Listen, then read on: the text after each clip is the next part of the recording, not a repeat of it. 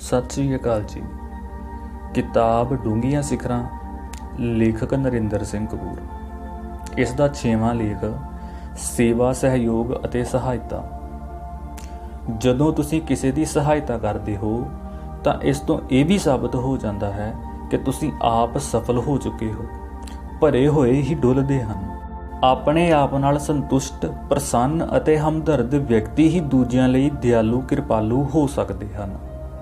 ਅੰਤ ਨੂੰ ਹਰ ਵਿਅਕਤੀ ਨੇ ਆਪਣਾ ਕੰਮ ਆਪ ਕਰਨਾ ਹੁੰਦਾ ਹੈ, ਸੋ ਤੁਹਾਡਾ ਵਿਕਾਸ, ਸਫਲਤਾ ਅਤੇ ਖੁਸ਼ਹਾਲੀ ਤੁਹਾਡੀ ਜ਼ਿੰਮੇਵਾਰੀ ਹੈ। ਦੂਜੇ ਸਹਿਯੋਗੀ ਅਤੇ ਸਹਾਇਕ ਹੋ ਸਕਦੇ ਹਨ, ਪਰ ਜ਼ਿੰਮੇਵਾਰੀ ਤੁਹਾਡੀ ਹੀ ਰਹੇਗੀ। ਸੇਵਾ, ਸਹਿਯੋਗ ਅਤੇ ਸਹਾਇਤਾ ਸਭ ਆਰਜੀ ਸਥਿਤੀਆਂ ਹਨ। ਕਿਸੇ ਕੋਲ ਵੀ ਅਥਾਹ ਸੋਮੇ ਜਾਂ ਅਮੁੱਕ ਸਾਧਨ ਨਹੀਂ ਹੁੰਦੇ। ਇਸੇ ਕਰਕੇ ਸਾਨੂੰ ਸੋਚਣਾ ਪੈਂਦਾ ਹੈ। ਸੋਚ ਅਕਸਰ ਥੁੜ ਨਾਲ ਸੰਬੰਧਿਤ ਹੁੰਦੀ ਹੈ। ਜਿਸ ਚੀਜ਼ ਦੀ ਥੁੜ ਨਹੀਂ ਹੁੰਦੀ ਉਸ ਬਾਰੇ ਅਸੀਂ ਸੋਚਦੇ ਵੀ ਨਹੀਂ। ਮਦਦ ਦੀ ਲੋੜ ਇਸ ਕਰਕੇ ਵੀ ਪੈਂਦੀ ਹੈ ਕਿਉਂਕਿ ਜੀਵਨ ਨਿਆਂਪੂਰਨ ਨਹੀਂ ਹੈ। ਸਰਦਿਆਂ ਪੁੱਜਦਿਆਂ ਦੇ ਡਾਢੇ ਔਖੇ ਕੰਮ ਵੀ ਆਪੇ ਹੋਈ ਜਾਂਦੇ ਹਨ, ਜਦੋਂ ਕਿ ਨਿਆਸਰਿਆਂ ਅਤੇ ਨਿਉਟਿਆਂ ਦੀਆਂ ਨਿੱਕੀਆਂ ਨਿੱਕੀਆਂ ਲੋੜਾਂ ਵੀ ਘੁੰਮਣ ਘੇਰੀ ਵਿੱਚ ਉਲਝ ਜਾਂਦੀਆਂ ਹਨ। ਲਛਮਣ ਗਵਾਚ ਜਾਣ ਕਰਕੇ ਕਈ ਅਜੋਕੇ ਰਾਮ ਇਕੱਲੇ ਭਟਕ ਰਹੇ ਹਨ ਅਤੇ ਆਪਣੇ ਆਪਣੇ ਹਨੂਮਾਨ ਨੂੰ ਲੱਭ ਰਹੇ ਹਨ।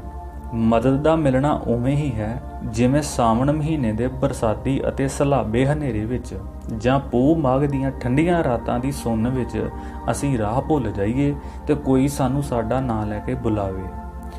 ਗਰੀਬੀ ਵਿੱਚ ਘਿਰੇ, ਬਿਮਾਰੀ ਨਾਲ ਗਰਸੇ ਜਾਂ ਉਦਾਸੀ ਵਿੱਚ ਡੁੱਬੇ ਵਿਅਕਤੀ ਕੋਲ ਇਤਨੀ ਹਿੰਮਤ ਨਹੀਂ ਹੁੰਦੀ ਕਿ ਉਹ ਕੇਵਲ ਆਪਣੇ ਯਤਨਾਂ ਅਤੇ ਸਾਧਨਾਂ ਨਾਲ ਆਪਣੀ ਮੁਸ਼ਕਲ ਹੱਲ ਕਰ ਸਕੇ ਅਤੇ ਵਿਗੜੀ ਸਥਿਤੀ ਉੱਤੇ ਇਕੱਲਿਆਂ ਹੀ ਕਾਬੂ ਪਾ ਸਕੇ। ਜਿਨ੍ਹਾਂ ਦੇ ਖੇਤ ਅਤੇ ਘਰ ਇੱਕੋ ਵੇਲੇ ਉਜੜਦੇ ਹਨ, ਜਿਹੜੇ ਭੁਚਾਲ, ਤੂਫਾਨ ਅਤੇ ਹੜ੍ਹ ਦਾ ਸ਼ਿਕਾਰ ਹੁੰਦੇ ਹਨ, ਜੇ ਉਹਨਾਂ ਦੀ ਬਾਂਹ ਨਾ ਫੜੀ ਜਾਵੇ ਤਾਂ ਉਹ ਜ਼ਿੰਦਗੀ ਵਿੱਚੋਂ ਖਾਰਜ ਹੋ ਜਾਂਦੇ ਹਨ, ਪਰ ਮਦਦ ਨਾਲ ਉਹਨਾਂ ਨੂੰ ਮੁੜ ਜੀਵਨ ਦੀ ਲੀਹ ਉੱਤੇ ਵਾਪਸ ਲਿਆਂਦਾ ਜਾ ਸਕਦਾ ਹੈ।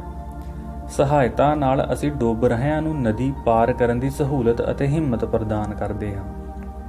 ਜੋ ਗੱਲ ਅੱਜ ਉਹਨਾਂ ਨਾਲ ਹੋਈ ਹੈ ਉਹ ਕੱਲ੍ਹ ਸਾਡੇ ਨਾਲ ਵੀ ਵਾਪਰ ਸਕਦੀ ਹੈ।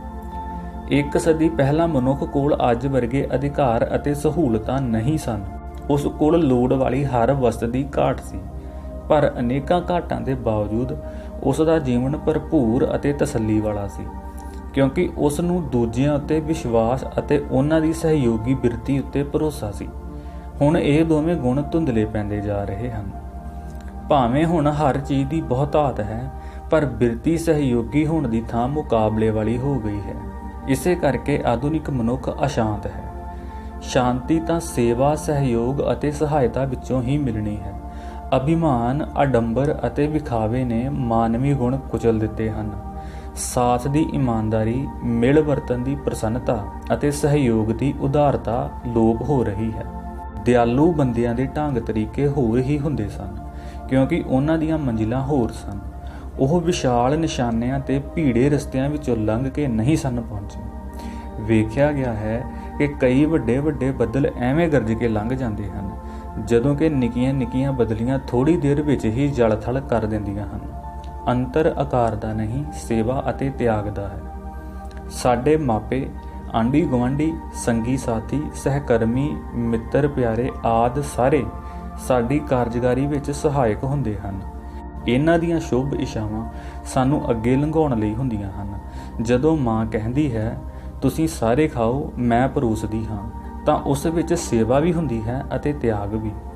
ਮੁੱਖ ਤੌਰ ਉੱਤੇ ਸੇਵਾ ਧਾਰਮਿਕ ਸੰਕਲਪ ਹੈ, ਸਹਿਯੋਗ ਰਾਜਨੀਤਿਕ ਆਰਥਿਕ ਸੰਕਲਪ ਹੈ ਅਤੇ ਸਹਾਇਤਾ ਇੱਕ ਸਮਾਜਿਕ ਸੰਕਲਪ ਹੈ। ਵਖਰੇਵਿਆਂ ਦੇ ਬਾਵਜੂਦ ਇਹਨਾਂ ਵਿੱਚ ਸਾਂਝਾਂ ਹਨ। ਆਮ ਕਰਕੇ ਅਸੀਂ ਬਜ਼ੁਰਗਾਂ ਦੀ ਸੇਵਾ ਕਰਦੇ ਹਾਂ, ਬਰਾਬਰਦਿਆਂ ਨੂੰ ਸਹਿਯੋਗ ਦਿੰਦੇ ਹਾਂ ਅਤੇ ਹੇਠਲਿਆਂ ਦੀ ਸਹਾਇਤਾ ਕਰਦੇ ਹਾਂ। ਸੇਵਾ, ਸਹਿਯੋਗ ਅਤੇ ਸਹਾਇਤਾ ਇਨਸਾਨੀ ਗੁਣ ਹਨ। ਪੰਛੀਆਂ, ਜਾਨਵਰਾਂ ਵਿੱਚ ਇਹ ਬਿਰਤੀ ਬਲਵਾਨ ਨਹੀਂ ਹੁੰਦੀ। ਧਰਮ ਨੇ ਸੇਵਾ, ਸਹਿਯੋਗ ਅਤੇ ਸਹਾਇਤਾ ਦੇ ਸੰਕਲਪਾਂ ਨੂੰ ਦ੍ਰਿੜ ਕਰਵਾਇਆ ਹੈ। ਇਹਨਾਂ ਕਾਰਜਾਂ ਨਾਲ ਮਨੁੱਖੀ ਮਨ ਵਿੱਚ ਸ਼ਾਂਤੀ ਉਪਜਦੀ ਹੈ। ਧਰਤੀ, ਸੂਰਜ, ਨਦੀ, ਦਰਿਆ ਸਾਰੇ ਸੇਵਾ ਭਾਵਨਾ ਦੇ ਪ੍ਰਤੀਕ ਹਨ। ਜਿਵੇਂ ਨਦੀ ਦੇ ਕੰਢੇ ਪਾਣੀ ਨੂੰ ਵਗਣ ਵਿੱਚ ਸਹਿਯੋਗ ਦਿੰਦੇ ਹਨ, ਉਵੇਂ ਹੀ ਮਦਦ ਕਰਨ ਵਾਲੇ ਸਾਡੇ ਕਿਨਾਰੇ ਬਣ ਜਾਂਦੇ ਹਨ ਤਾਂ ਜੋ ਅਸੀਂ ਵਗਦੇ ਰਹੀਏ। ਨਦੀ ਦੇ ਕੰਢੇ ਪਾਣੀ ਨੂੰ ਅੱਗੇ ਕਰਕੇ ਆਪ ਪਿੱਛੇ ਰਹਿ ਜਾਂਦੇ ਹਨ। ਵਿਦਿਅਕ ਸੰਸਥਾਵਾਂ, ਸਿਖਲਾਈ ਕੇਂਦਰ ਆਦਿ ਵਿਦਿਆਰਥੀਆਂ ਨੂੰ ਬੰਨ੍ਹ ਕੇ ਨਹੀਂ ਰੱਖਦੇ, ਸਗੋਂ ਕਹਿੰਦੇ ਹਨ ਆਪਣਾ ਅਸਮਾਨ ਲੱਭੋ ਅਤੇ ਦੂਜਿਆਂ ਲਈ ਸਹਾਇਕ ਸਿੱਧ ਹੋਵੋ। ਭੋਜਨ, ਪਿਆਰ ਅਤੇ ਸੁਰੱਖਿਆ ਮਨੁੱਖ ਦੀਆਂ ਪ੍ਰਮੁੱਖ ਲੋੜਾਂ ਹਨ। ਇਹਨਾਂ ਸਰਵ ਵਿਆਪਕ ਬੁਨਿਆਦੀ ਲੋੜਾਂ ਦੇ ਸੰਦਰਭ ਵਿੱਚ ਹੀ ਮਦਦ ਕੀਤੀ ਜਾਂਦੀ ਹੈ। ਇਹਨਾਂ ਲੋੜਾਂ ਦੀ ਪੂਰਤੀ ਦੇ ਕਾਰਜਾਂ ਵਿੱਚੋਂ ਹੀ ਰਿਸ਼ਤੇ ਉਪਜਦੇ ਹਨ। ਜੋ ਕੁਝ ਵੀ ਅਸੀਂ ਖਾਂਦੇ, ਪੀਂਦੇ, ਪਹਿਨਦੇ, ਵਰਤਦੇ ਹਾਂ, ਉਹ ਕਿਸੇ ਦੀ ਮਿਹਨਤ ਦਾ ਸਿੱਟਾ ਹੁੰਦਾ ਹੈ। ਸੋ ਧੰਨਵਾਦੀ ਬਿਰਤੀ ਲੋੜੀਂਦੀ ਹੈ। ਧੰਨਵਾਦੀ ਹੋਣਾ ਸਿੱਖੋ। ਇਹ ਅਜਿਹੀ ਨੀਤੀ ਹੈ ਜਿਸ ਵਿੱਚ ਸਫਲਤਾ ਹੀ ਸਫਲਤਾ ਹੈ। ਧੰਨਵਾਦ ਆਮ ਕਰਕੇ ਵਡੇਰੀਆਂ, ਮਿਹਰਬਾਨੀਆਂ ਅਤੇ ਬਖਸ਼ਿਸ਼ਾਂ ਪ੍ਰਾਪਤ ਕਰਨ ਦੇ ਉਦੇਸ਼ ਵਿੱਚੋਂ ਉਪਜੀ ਭਾਵਨਾ ਦਾ ਪ੍ਰਗਟਾਵਾ ਹੁੰਦਾ ਹੈ। ਦਰੱਖਤਾਂ ਦੇ ਪੱਤੇ ਧੰਨਵਾਦ ਦੀ ਭਾਵਨਾ ਨਾਲ ਧਰਤੀ ਨੂੰ ਖੁਸ਼ਹਾਲ, ਅਮੀਰ ਅਤੇ ਨਰੋਆ ਬਣਾਉਣ ਲਈ ਡਿੱਗਦੇ ਹਨ। ਪੱਤਿਆਂ ਦਾ ਡਿੱਗਣਾ ਦਰੱਖਤਾਂ ਵੱਲੋਂ ਧੰਨਵਾਦ ਦਾ ਪ੍ਰਗਟਾਵਾ ਹੈ। ਪਰਸਪਰ ਧੰਨਵਾਦ ਦੀ ਭਾਵਨਾ ਵਿਕਾਸ ਦਾ ਪ੍ਰਤੀਕ ਹੁੰਦੀ ਹੈ। ਮਦਦ ਕਰਨ ਦੇ ਖੇਤਰ ਤਾਂ ਕਈ ਹਨ, ਪਰ ਵਸੀਲਿਆਂ ਵਿਹੂਣੇ ਕਿਸੇ ਲਾਇਕ ਵਿਦਿਆਰਥੀ ਦੀ ਪੜ੍ਹਾਈ ਵਿੱਚ ਮਾਇਕ ਮਦਦ ਅਤੇ ਕਿਸੇ ਮਿਹਨਤੀ ਵਿਅਕਤੀ ਦੀ ਬਿਮਾਰੀ ਵਿੱਚ ਸਹਾਇਤਾ ਸਭ ਤੋਂ ਵੱਧ ਤਸੱਲੀ ਦਿੰਦੀ ਹੈ, ਕਿਉਂਕਿ ਇਹ ਨਿਰੰਤਰ ਧੰਨਵਾਦੀ ਰਹਿੰਦੇ ਹਨ। ਜਿਵੇਂ ਦਲਦਲ ਵਿੱਚ ਫਸੀ ਕਿਸੇ ਗਾਂ ਮੱਝ ਦੀ ਬਾਹਰ ਨਿਕਲਣ ਵਿੱਚ ਮਦਦ ਮੁਲਤਵੀ ਨਹੀਂ ਕੀਤੀ ਜਾ ਸਕਦੀ ਅਤੇ ਡੁੱਬਦੇ ਵਿਅਕਤੀ ਦਾ ਬਚਾਉਣਾ ਟਾਲਿਆ ਨਹੀਂ ਜਾ ਸਕਦਾ, ਇਵੇਂ ਹੀ ਕਈ ਖੇਤਰ ਹੁੰਦੇ ਹਨ ਜਿੱਥੇ ਫੌਰੀ ਮਦਦ ਦੀ ਲੋੜ ਪੈਂਦੀ ਹੈ। ਪੰਜਾਬੀਆਂ ਦਾ ਇਹ ਸੁਭਾਅ ਹੈ ਕਿ ਇਹ ਕਿਸੇ ਨਿਆਸਰੇ ਦੀ ਮਦਦ ਕਰਨ ਵਿੱਚ ਸੰਕੋਚ ਨਹੀਂ ਕਰਦੇ। ਰੋਂਦੀ ਹੋਈ ਇਸਤਰੀ ਦੀ ਮਦਦ ਲਈ ਪੰਜਾਬੀ ਪੁਰਸ਼ ਆਪਣਾ ਸਭ ਕੁਝ ਕੁਰਬਾਨ ਕਰ ਦਿੰਦਾ ਹੈ। ਇਹ ਉਸ ਦਾ ਸੁਭਾਵਿਕ ਵਿਹਾਰ ਹੈ ਅਤੇ ਅਜਿਹਾ ਕਰਨ ਲਈ ਪੰਜਾਬੀਆਂ ਦਾ ਇਤਿਹਾਸ ਉਹਨਾਂ ਨੂੰ ਪ੍ਰੇਰਦਾ ਹੈ। ਪਾਟੇ ਨੂੰ ਸਿਉਣ ਨਾਲ, ਡਿੱਗੇ ਨੂੰ ਚੁੱਕਣ ਨਾਲ ਅਤੇ ਨਿਆਸਰੇ ਨੂੰ ਸਹਾਰਾ ਦੇਣ ਨਾਲ ਅਸੀਂ ਆਤਮਿਕ ਅਤੇ ਭਾਵੁਕ ਪੱਖੋਂ ਖੁਸ਼ਹਾਲ ਹੁੰਦੇ ਹਾਂ। ਹਰੇਕ ਧਰਮ ਦਾ ਕੇਂਦਰੀ ਉਪਦੇਸ਼ ਨਿਆਸਰਿਆਂ ਦੀ ਸੇਵਾ ਕਰਨਾ ਹੈ ਅਤੇ ਹਰ ਕੋਈ ਕਿਸੇ ਨਾ ਕਿਸੇ ਪੱਖੋਂ ਨਿਆਸਰਾ ਹੁੰਦਾ ਹੈ।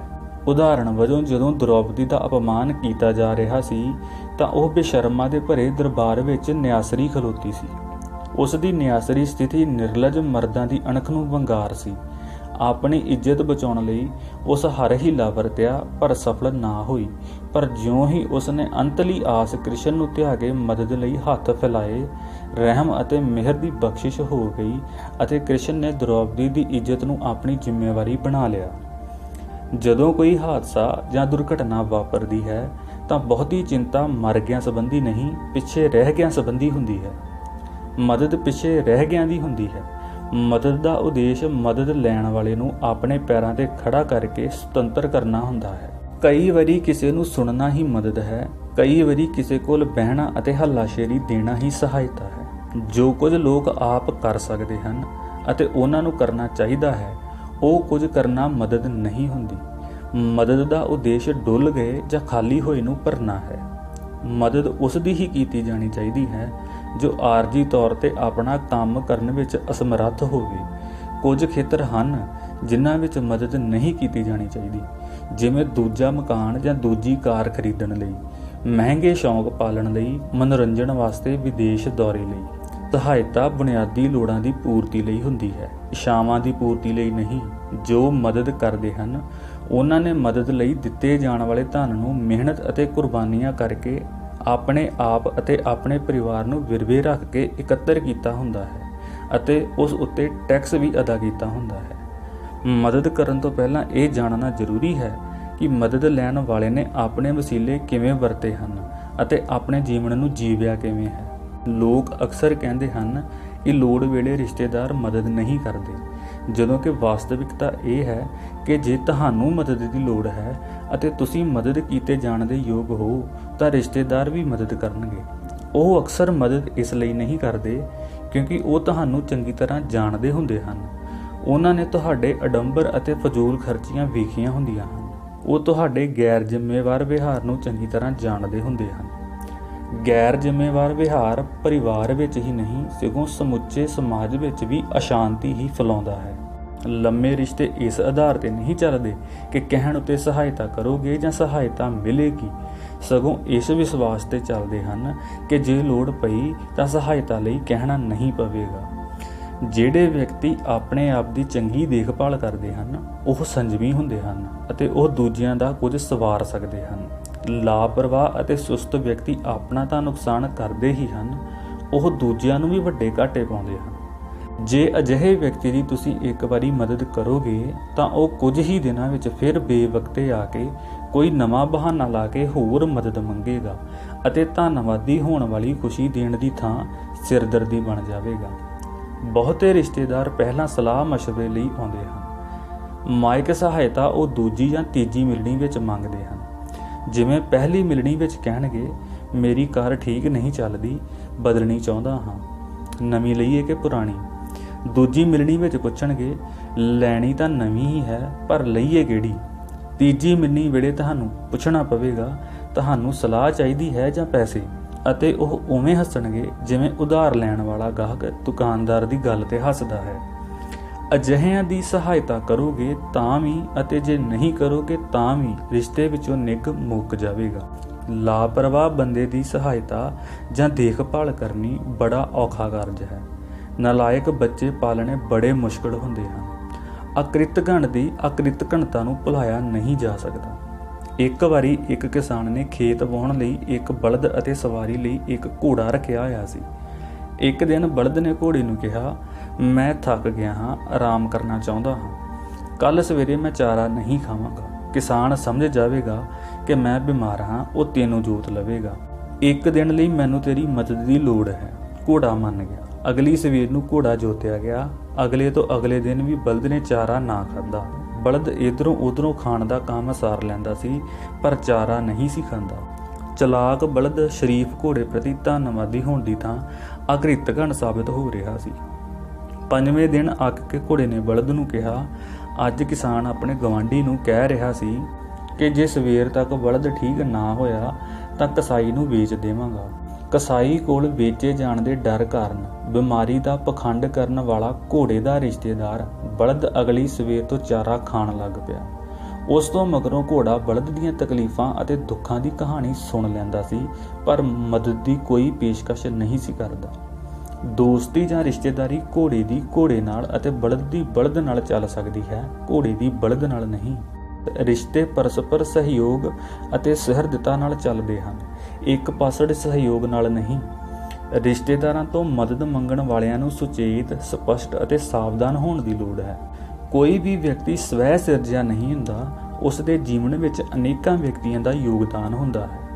ਉਂਝ ਤਾਂ ਜੀਵਨ ਵਿੱਚ ਹਰ ਪੜਾਅ ਉੱਤੇ ਹਰ ਕਿਸੇ ਨੂੰ ਕਿਸੇ ਨਾ ਕਿਸੇ ਪ੍ਰਕਾਰ ਦੇ ਸਹਿਯੋਗ ਜਾਂ ਕਿਸੇ ਨਾ ਕਿਸੇ ਦੀ ਸਹਾਇਤਾ ਦੀ ਲੋੜ ਪੈਂਦੀ ਰਹਿੰਦੀ ਹੈ।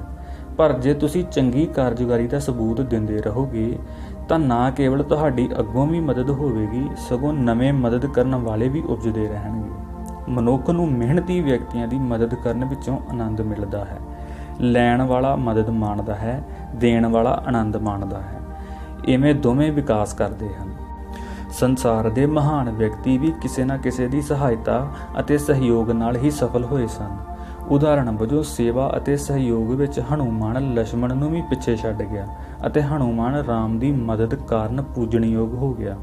ਅਧਿਆਪਕ ਉਹੀ ਯਾਦ ਰਹਿੰਦਾ ਹੈ ਜਿਸ ਨੇ ਵਿਦਿਆਰਥੀ ਦੇ ਵਿਕਾਸ ਵਿੱਚ ਯੋਗਦਾਨ ਪਾਇਆ ਹੋਵੇ। ਸਹਾਇਤਾ ਮਿਲਦੀ ਹਰੇਕ ਨੂੰ ਹੈ ਪਰ ਮਿਲੀ ਹੋਈ ਸਹਾਇਤਾ ਤੋਂ ਲਾਭ ਉਠਾਉਣ ਦੀ ਹਿੰਮਤ ਕੋਈ ਕਰਦਾ ਹੈ। ਇੱਕ ਵਾਰੀ ਇੱਕ ਸਕੂਲ ਅਧਿਆਪਕ ਨੇ ਇੱਕ ਅਨਪੜ੍ਹ ਗਰੀਬ ਪਰਿਵਾਰ ਦੇ ਇੱਕ ਹੋਣਹਾਰ ਵਿਦਿਆਰਥੀ ਵੱਲ ਵਿਸ਼ੇਸ਼ ਧਿਆਨ ਦੇਣਾ ਆਰੰਭ ਕੀਤਾ, ਪਰ ਉਸ ਅਧਿਆਪਕ ਦੀ ਨੇੜਲੇ ਪਿੰਡ ਵਿੱਚ ਬਦਲੀ ਹੋ ਗਈ। ਅਧਿਆਪਕ ਨੇ ਗਰੀਬ ਮਾਪਿਆਂ ਨੂੰ ਉਸ ਵਿਦਿਆਰਥੀ ਨੂੰ ਆਪਣੇ ਕੋਲ ਆਪਣੇ ਪਰਿਵਾਰ ਵਿੱਚ ਰੱਖ ਕੇ ਪੜ੍ਹਾਉਣ ਦੀ ਪੇਸ਼ਕਸ਼ ਕੀਤੀ, ਪਰ ਸ਼ਰੀਕ ਨੇ ਵਿਦਿਆਰਥੀ ਦੇ ਪਿਤਾ ਨੂੰ ਕਿਹਾ, ਮਾਸਟਰ ਤੇਰੀ ਮਜਬੂਰੀ ਵੇਖ ਗਿਆ ਹੈ, ਤੇਰੇ ਮੁੰਡੇ ਨੂੰ ਆਪਣੇ ਘਰ ਰੱਖ ਕੇ ਆਪਣੀ ਧੀ ਉਸ ਨਾਲ ਵਿਆਹ ਦੇਵੇਗਾ। ਇਵੇਂ ਸਹਿਯੋਗ ਦਾ ਸੱਚਾ ਅਵਸਰ ਅਜਾਈਂ ਚਲਾ ਗਿਆ। ਵਿੱਦਿਆ ਦਾ ਦਾਨ ਮਿਲ ਰਿਹਾ ਸੀ ਪਰ ਲੈਣ ਵਾਲਾ ਅਕਲ ਦਾ ਕਟੋਰਾ ਛੋਟਾ ਸੀ। ਮੈਲੇ ਕਟੋਰੇ ਵਿੱਚ ਸਵੱਛ ਵਸਤ ਵੀ ਮੈਲੀ ਹੋ ਜਾਂਦੀ ਹੈ। ਦਾਨ ਵੀ ਸਹਿਯੋਗ ਅਤੇ ਸਹਾਇਤਾ ਨਾਲ ਮਿਲਦਾ ਜੁਲਦਾ ਸੰਕਲਪ ਹੈ, ਪਰ ਦਾਨ ਵੱਖਰੇ ਸੁਭਾਅ ਵਾਲਾ ਸੰਕਲਪ ਹੈ। ਦਾਨ ਕਰਨਾ ਇੱਕ ਧਾਰਮਿਕ ਬਿਰਤੀ ਹੈ, ਪਰ ਅਕਸਰ ਇਸ ਵਿੱਚ ਕੋਈ ਗਰਜ ਲੁਕੀ ਹੁੰਦੀ ਹੈ। ਦਾਨ ਦਾ ਸੰਬੰਧ ਅਗਲੇ ਜਨਮ ਨੂੰ ਸੁਧਾਰਨ ਨਾਲ ਹੈ। ਸੱਚੇ ਦਾਨ ਦੀ ਇਹ ਸ਼ਰਤ ਹੈ ਕਿ ਇਹ ਉਸ ਨੂੰ ਦਿੱਤਾ ਜਾਂਦਾ ਹੈ ਜਿਸ ਨੂੰ ਅਸੀਂ ਜਾਣਦੇ ਨਹੀਂ ਹੁੰਦੇ। ਦਾਨ ਉਹ ਸਹਾਇਤਾ ਹੈ ਜੋ ਦੇ ਕੇ ਭੁਲਾ ਦਿੱਤੀ ਜਾਂਦੀ ਹੈ। ਦਾਨ ਦਾ ਗੁਪਤ ਹੋਣਾ ਇਸ ਦਾ ਬੁਨਿਆਦੀ ਗੁਣ ਹੈ। ਦੱਸ ਕੇ ਵਿਖਾ ਕੇ ਕੀਤਾ ਦਾਨ, ਦਾਨ ਨਹੀਂ ਭਿਖਿਆ ਹੈ। ਦਾਨ ਲੈਣ ਵਾਲੇ ਨੂੰ ਦਾਨ ਦੇਣ ਵਾਲੇ ਦਾ ਪਤਾ ਹੁੰਦਾ ਹੈ, ਪਰ ਦਾਨ ਦੇਣ ਵਾਲੇ ਨੂੰ ਲੈਣ ਵਾਲੇ ਦਾ ਪਤਾ ਨਹੀਂ ਹੁੰਦਾ। ਦਾਨ ਅਕਸਰ ਮੰਗਤਿਆਂ ਲਈ ਹੁੰਦਾ ਹੈ। ਹਿੰਦੂ ਧਰਮ ਵਿੱਚ ਦਾਨ ਦੀ ਮਹਿਮਾ ਹੈ। ਵੈਦਿਕ ਕਾਲ ਦੀ ਇੱਕ ਕਥਾ ਹੈ ਕਿ ਇੱਕ ਵਾਰੀ ਇੱਕ ਰਿਸ਼ੀ ਦੀ ਤਪੱਸਿਆ ਤੋਂ ਪ੍ਰਸੰਨ ਹੋ ਕੇ ਪਰਮਾਤਮਾ ਨੇ ਕਿਹਾ, ਮੈਂ ਤੈਨੂੰ ਕੁਝ ਦੇਣਾ ਚਾਹੁੰਦਾ ਹਾਂ। ਰਿਸ਼ੀ ਨੇ ਕਿਹਾ, ਸਭ ਕੁਝ ਮੇਰੇ ਕੋਲ ਹੈ, ਮੈਨੂੰ ਕਿਸੇ ਚੀਜ਼ ਦੀ ਲੋੜ ਨਹੀਂ। ਸੋਚਿਆ ਹੀ ਨਹੀਂ ਕਿ ਕਦੇ ਕਿਸੇ ਤੋਂ ਕੁਝ ਮੰਗਣਾ ਹੈ। ਪਰਮਾਤਮਾ ਨੇ ਕਿਹਾ ਕਿ ਨਹੀਂ, ਮੈਂ ਫਿਰ ਵੀ ਤੈਨੂੰ ਕੁਝ ਦੇਣਾ ਹੈ। ਮੈਂ ਤੈਨੂੰ ਵਰ ਦਿੰਦਾ ਹਾਂ ਕਿ ਤੂੰ ਜਿਸ ਦੇ ਸਿਰ ਤੇ ਹੱਥ ਰੱਖੇਂਗਾ ਉਸ ਦੀ ਮਨੋਕਾਮਨਾ ਪੂਰੀ ਹੋ ਜਾਵੇਗੀ। ਰਿਸ਼ੀ ਨੇ ਸੋਚਿਆ ਕਿ ਇਵੇਂ ਤਾਂ ਮੇਰੇ ਵਿੱਚ ਫਿਰ ਹੰਕਾਰ ਆ ਜਾਵੇਗਾ, ਸੋ ਉਸਨੇ ਪਰਮਾਤਮਾ ਨੂੰ ਕਿਹਾ, ਕਿਰਪਾ ਕਰਕੇ ਇਹ ਵਰ ਦਿਓ ਕਿ ਜਿਸ ਉੱਤੇ ਮੇਰਾ ਪਰਛਾਵਾਂ ਪਵੇ ਉਸ ਦੀ ਮਨੋਕਾਮਨਾ ਪੂਰੀ ਹੋਵੇ, ਪਰ ਮੈਨੂੰ ਉਸ ਦਾ ਚਿਹਰਾ ਵਿਖਾਈ ਨਾ ਦੇਵੇ, ਤਾਂ ਕਿ ਮੈਨੂੰ ਪਤਾ ਹੀ ਨਾ ਲੱਗੇ ਕਿ ਮੈਂ ਕਿਸ ਕਿਸ ਦੀ ਕਾਮਨਾ ਪੂਰੀ ਕੀਤੀ ਹੈ ਅਤੇ ਕਿਸ ਕਿਸ ਉੱਤੇ ਪਰਉਪਕਾਰ ਕੀਤਾ ਹੈ। ਸਹਿਯੋਗ ਸਹਾਇਤਾ ਦੀ ਸਭ ਤੋਂ ਉੱਚੀ ਸਥਿਤੀ ਪਰਉਪਕਾਰ ਹੈ। ਦਾਨ ਦਾ ਸੰਬੰਧ ਅਗਲੇ ਜਨਮ ਨਾਲ ਹੈ, ਜਦੋਂ ਕਿ ਪਰਉਪਕਾਰ ਦਾ ਸੰਬੰਧ ਇਸੇ ਸੰਸਾਰ ਨਾਲ ਹੈ। ਪਰਉਪਕਾਰ ਦਾ ਸੰਬੰਧ ਅਕਸਰ ਅਗਲੀ ਪੀੜ੍ਹੀ ਜਾਂ ਭਵਿੱਖ ਨਾਲ ਹੁੰਦਾ ਹੈ। ਪਰਉਪਕਾਰ ਕਰਨ ਵਾਲੇ ਆਪ ਕੁਝ ਅਰਸੇ ਮਗਰੋਂ ਚਲੇ ਜਾਂਦੇ ਹਨ, ਪਰ ਉਹਨਾਂ ਦੇ ਪਰਉਪਕਾਰ ਦਾ ਫਲ ਆਉਣ ਵਾਲੀਆਂ ਕਈ ਪੀੜ੍ਹੀਆਂ ਮਾਣਦੀਆਂ ਹਨ। ਧਰਮਸ਼ਾਲਾਵਾਂ, ਸਕੂਲ, ਕਾਲਜ, ਯੂਨੀਵਰਸਿਟੀਆਂ, ਹਸਪਤਾਲ ਆਦਿ ਖੋਲ੍ਹਣੇ ਪਰਉਪਕਾਰੀ ਬਿਰਤੀ ਦਾ ਪ੍ਰਗਟਾਵਾ ਹਨ। ਪਰਉਪਕਾਰ ਤਾਂ ਸਭ ਨੂੰ ਦਿਸਦਾ ਹੈ, ਪਰ ਪਰਉਪਕਾਰ ਕਰਨਾ ਅਤੇ ਨਾ ਦਿਸਣਾ ਖੁਦਾਈ ਹੈ, ਕਿਉਂਕਿ ਪਰਮਾਤਮਾ ਇਵੇਂ ਹੀ ਕਰਦਾ ਹੈ। ਪਰਉਪਕਾਰ ਪਰਮਾਤਮਾ ਨੂੰ ਅਰਪਣ ਕੀਤੀ ਸੁਗਾਤ ਹੁੰਦੀ ਹੈ। ਦਾਨ ਵਿੱਚ ਸਵਾਰਥ ਹੈ, ਮੰਗ ਹੈ, ਪਰ ਪਰਉਪਕਾਰ ਅਕਸਰ ਨਿਰਸਵਾਰਥ ਹੁੰਦਾ ਹੈ। ਬਹੁਤੇ ਲੋਕ ਪਰਉਪਕਾਰ ਆਰੰਭ ਕਰਕੇ ਦਾਨ ਕਰਨ ਲੱਗ ਪੈਂਦੇ ਹਨ। ਦਾਨ ਦਾ ਆਕਾਰ ਛੋਟਾ ਹੈ, ਪਰਉਪਕਾਰ ਵੱਡੇ ਆਕਾਰ ਵਾਲਾ ਹੁੰਦਾ ਹੈ। ਵੱਡੇ ਆਕਾਰ ਦਾ ਹੋਣ ਕਰਕੇ ਪਰਉਪਕਾਰ ਦਾ ਪ੍ਰਭਾਵ ਵੀ ਵੱਡਾ ਅਤੇ ਵਿਸ਼ਾਲ ਹੁੰਦਾ ਹੈ। ਪਰਉਪਕਾਰ ਆਲੇ ਦੁਆਲੇ ਵਿੱਚ ਖੁਸ਼ਹਾਲੀ ਫੈਲਾਉਣ ਦਾ ਉਪਰਾਲਾ ਹੁੰਦਾ ਹੈ। ਅਸੀਂ ਉਤਨੇ ਹੀ ਖੁਸ਼ਹਾਲ ਹੋ ਸਕਦੇ ਹਾਂ ਜਿਤਨੇ ਸਾਡੇ ਆਲੇ ਦੁਆਲੇ ਦੇ ਲੋਕ ਖੁਸ਼ਹਾਲ ਹੋਣਗੇ। ਵੇਖਿਆ ਗਿਆ ਹੈ ਕਿ ਅਸੀਂ ਆਪਣੀ ਕਮਾਈ ਨੂੰ ਸੰਜਮ ਨਾਲ ਖਰਚਦੇ ਹਾਂ, ਜਦੋਂ ਕਿ ਦੂਜਿਆਂ ਤੋਂ ਮਿਲੇ ਧਨ ਨੂੰ ਖਰਚਣ ਵੇਲੇ ਬੜੇ ਉਦਾਰ ਹੋ ਜਾਂਦੇ ਹਾਂ। ਬਹੁਤੇ ਲੋਕ ਮਦਦ ਵਿੱਚ ਮਿਲੀ ਰਾਸ਼ੀ ਨੂੰ ਉਹਨਾਂ ਚੀਜ਼ਾਂ ਉੱਤੇ ਖਰਚ ਕਰਦੇ ਹਨ ਜਿਨ੍ਹਾਂ ਦੀ ਉਹਨਾਂ ਨੂੰ ਲੋੜ ਹੀ ਨਹੀਂ ਹੁੰਦੀ, ਅਤੇ ਉਹਨਾਂ ਨੂੰ ਵਿਖਾਉਣ ਲਈ ਖਰਚ ਕਰਦੇ ਹਨ ਜਿਹੜੇ ਉਹਨਾਂ ਨੂੰ ਚੰਗੇ ਹੀ ਨਹੀਂ ਲੱਗਦੇ। ਹਰ ਕੰਮ ਲਈ ਮਦਦ ਉਡੀਕਣਾ ਭੈੜੀ ਗੱਲ ਹੈ। ਕੋਈ ਮਦਦ ਲੈਣ ਦੇ ਯੋਗ ਹੈ ਕਿ ਨਹੀਂ, ਜਾਣਨ ਵਾਸਤੇ ਇੱਕ ਸਾਦਾ ਜਿਹਾ ਢੰਗ ਹੈ ਕਿ ਵੇਖੋ ਕਿ ਉਹ ਜਾਗਦਾ ਕਿਸ ਵੇਲੇ ਹੈ ਅਤੇ ਆਪਣੇ ਸਮੇਂ ਨੂੰ ਵਰਤਦਾ ਕਿਵੇਂ ਹੈ। ਸੌਣ ਅਤੇ ਜਾਗਣ ਦਾ ਸਧਾਰਨ ਸਮਾਂ ਸਧਾਰਨ ਵਿਅਕਤੀਆਂ ਲਈ ਹੁੰਦਾ ਹੈ। ਜਿਹੜੇ ਸਵਖਤੇ ਜਾਗ ਕੇ ਮਿਹਨਤ ਰਾਹੀਂ ਵਕਤ ਦੀ ਸ਼ੁਭ ਵਰਤੋਂ ਕਰਦੇ ਹਨ, ਉਹੀ ਮਦਦ ਦੇ ਹੱਕਦਾਰ ਹੁੰਦੇ ਹਨ। ਜਿਹੜੇ ਧੁੱਪ ਚੜ੍ਹੀ ਤੱਕ ਸੁੱਤੇ ਰਹਿੰਦੇ ਹਨ, ਉਹਨਾਂ ਦੀ ਸਥਿਤੀ ਮਦਦ ਦੇ ਬਾਵਜੂਦ ਨਹੀਂ ਸੁਧਰੇਗੀ। ਅਜਿਹੇ ਵਿਅਕਤੀ ਦੀ ਮਦਦ ਕਰਕੇ ਪਛਤਾਵਾ ਹੋਵੇਗਾ। ਬਚਪਨ, ਬੁਢਾਪਾ, ਬਿਮਾਰੀ, ਕਮਜ਼ੋਰੀ, ਇਕੱਲਤਾ, ਹਾਦਸਾ ਆਦਿ ਜ਼ਿੰਦਗੀ ਦਾ ਭਾਗ ਹਨ। ਅਸੀਂ ਇਹਨਾਂ ਸਾਰੀਆਂ ਸਥਿਤੀਆਂ ਵਿੱਚੋਂ ਲੰਘਣਾ ਹੈ। ਸਾਨੂੰ ਸਹਿਯੋਗ ਦੇਣਾ ਚਾਹੀਦਾ ਹੈ ਤਾਂ ਜੋ ਜਦੋਂ ਸਾਨੂੰ ਲੋੜ ਪਵੇ ਤਾਂ ਸਹਿਯੋਗ ਮਿਲੇ। ਹਰ ਕਿਸੇ ਕੋਲ ਦੇਣ ਲਈ ਕੁਝ ਨਾ ਕੁਝ ਹੁੰਦਾ ਹੈ। ਇੱਕ ਸਹਿਯੋਗੀ ਭਾਵਨਾ ਵਾਲਾ ਵਿਅਕਤੀ ਹਸਪਤਾਲ ਵਿੱਚ ਮਰੀਜ਼ਾਂ ਨੂੰ ਆਪਰੇਸ਼ਨ ਲਈ ਅੰਦਰ ਭੇਜਣ ਦਾ ਕੰਮ ਕਰਦਾ ਸੀ। ਜਿਸ ਨੂੰ ਅੰਦਰ ਭੇਜਦਾ ਸੀ, ਉਸ ਦੀ ਘਬਰਾਹਟ ਨੂੰ ਦੂਰ ਕਰਨ ਲਈ ਉਹ ਉਸ ਦੇ ਕੰਨ ਵਿੱਚ ਕਹਿੰਦਾ ਸੀ, ਜਿਹੋ ਜਿਹਾ ਤੁਹਾਡਾ ਆਪਰੇਸ਼ਨ ਹੋਣਾ ਹੈ ਉਹੋ ਜਿਹਾ ਪਿਛਲੇ ਮਹੀਨੇ ਮੇਰਾ ਹੋਇਆ ਸੀ। ਵੇਖੋ ਮੈਂ ਠੀਕ ਹੋ ਗਿਆ ਹਾਂ, ਤੁਸੀਂ ਵੀ ਠੀਕ ਹੋ ਜਾਵੋ। ਅਨੁਭਵ ਕਹਿੰਦਾ ਹੈ ਕਿ ਜਦੋਂ ਅਸੀਂ ਕਿਸੇ ਦੀ ਮਦਦ ਕਰਦੇ ਹਾਂ ਤਾਂ ਉਸ ਵੇਲੇ ਸਾਡੇ ਵਿੱਚ ਕੋਈ ਲਾਲਸਾ ਜਾਂ ਤਣਾਅ ਨਹੀਂ ਹੁੰਦਾ। ਗਾਉਣ ਵਾਲੇ ਆਪਣੀ ਆਵਾਜ਼ ਨਾਲ, ਲਿਖਣ ਵਾਲੇ ਆਪਣੀ ਕਲਮ ਨਾਲ ਅਤੇ ਵਿਗਿਆਨੀ ਆਪਣੀਆਂ ਕਾਢਾਂ ਨਾਲ ਮਾਨਵ ਜਾਤੀ ਦੀ ਸੇਵਾ ਕਰਦੇ ਹਨ ਅਤੇ ਆਪਣੀ ਉਪਜੀਵਕਾ ਵੀ ਕਮਾਉਂਦੇ ਹਨ। ਜੇ ਕੰਮ ਸੇਵਾ ਦੀ ਭਾਵਨਾ ਨਾਲ ਕੀਤਾ ਜਾਵੇ ਤਾਂ ਉਸ ਨਾਲ ਆਮਦਨ ਵੀ ਹੋਵੇਗੀ ਤੇ ਮਨ ਨੂੰ ਸ਼ਾਂਤੀ ਵੀ ਮਿਲੇਗੀ। ਸੰਸਾਰ ਵਿੱਚ ਜੋ ਕੁਝ ਵੀ ਚੰਗਾ ਹੈ ਅਤੇ ਜਿਤਨੀ ਵੀ ਖੁਸ਼ੀ ਹੈ, ਉਹ ਦੂਜਿਆਂ ਵੱਲੋਂ ਰੱਖੇ ਧਿਆਨ, ਕੀਤੀਆਂ ਕੁਰਬਾਨੀਆਂ ਅਤੇ ਦਿੱਤੇ ਸਹਿਯੋਗ ਦਾ ਸਿੱਟਾ ਹੈ। ਅਤੇ ਸੰਸਾਰ ਵਿੱਚ ਜਿਤਨਾ ਵੀ ਦੁੱਖ ਹੈ, ਉਹ ਸੇਵਾ ਸਹਾਇਤਾ ਦੀ ਅਣਹੋਂਦ ਵਿੱਚੋਂ ਉਪਜੇ ਸਵਾਰਥ ਕਾਰਨ ਹੈ। ਸੇਵਾ, ਸਹਿਯੋਗ ਅਤੇ ਸਹਾਇਤਾ ਖੁਸ਼ਹਾਲੀ ਦੇ ਹੀ ਸੰਦੇਸ਼ ਹਨ। ਸੋ ਇਸ ਦੇ ਨਾਲ ਹੀ ਇਹ ਲੇਖ ਵੀ ਖਤਮ ਹੁੰਦਾ ਹੈ। ਫਿਰ ਮਿਲਾਂਗੇ ਅਗਲੇ ਲੇਖ ਨਾਲ। ਧੰਨਵਾਦ।